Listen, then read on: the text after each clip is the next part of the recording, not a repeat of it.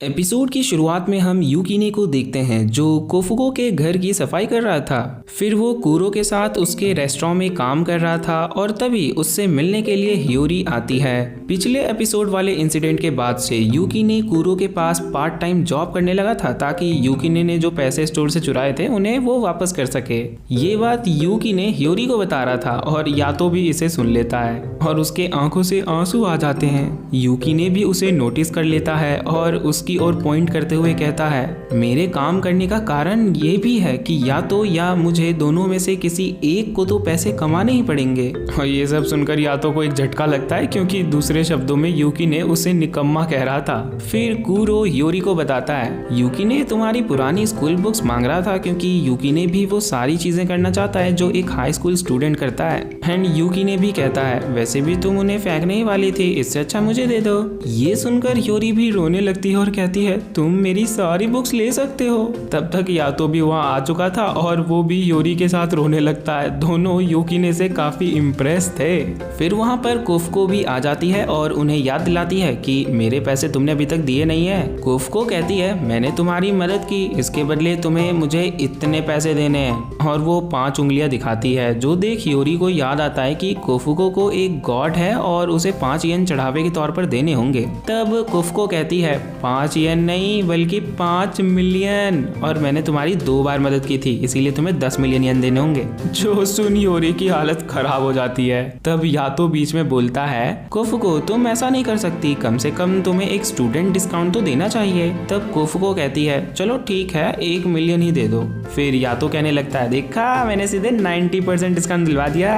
और यातो खुश होने लगता है लेकिन हियोरी का दिमाग खराब होता है और वो यातो को पटक कर कहती है, अब तक तुमने मेरी प्रॉब्लम ठीक नहीं की है, ऊपर से तुम सारे पैसे मुझे देने के लिए कह रहे हो।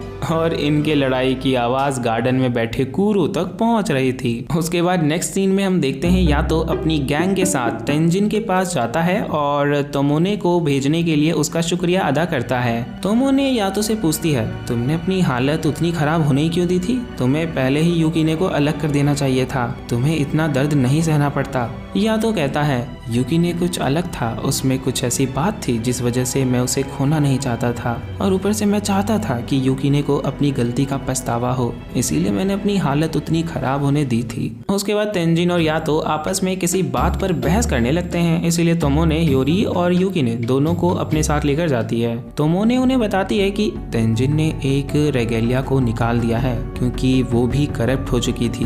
वो बताती है, यूकिने को जो हुआ था वो काफी कॉन्टेजियस था, उसके बारे में सिर्फ सुनने या देखने से ही रेगेलिया करप्ट हो सकता है।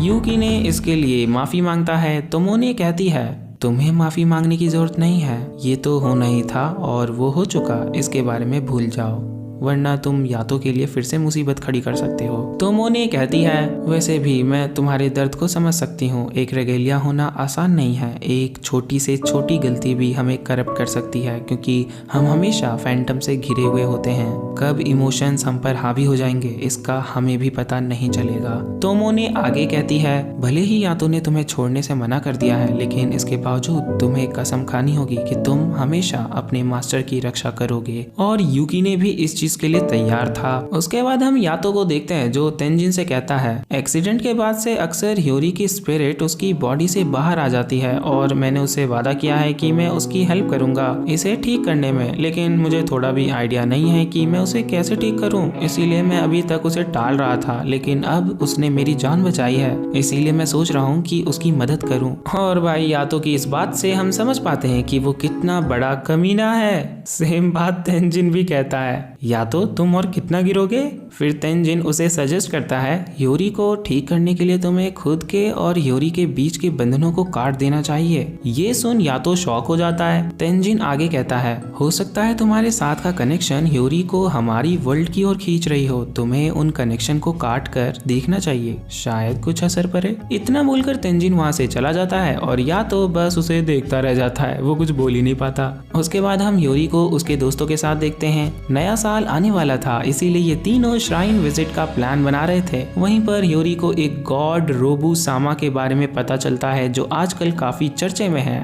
अगर हम उस गॉड को किसी ऐसे इंसान का नाम बताते हैं जिसे हम गायब करना चाहते हैं, तब वो गॉड उसे सच में गायब कर देता है। उसके बाद हम अगले सीन में कोफुको के घर का सीन देखते हैं जहाँ पर ह्योरी यूकिने को पढ़ा रही होती है।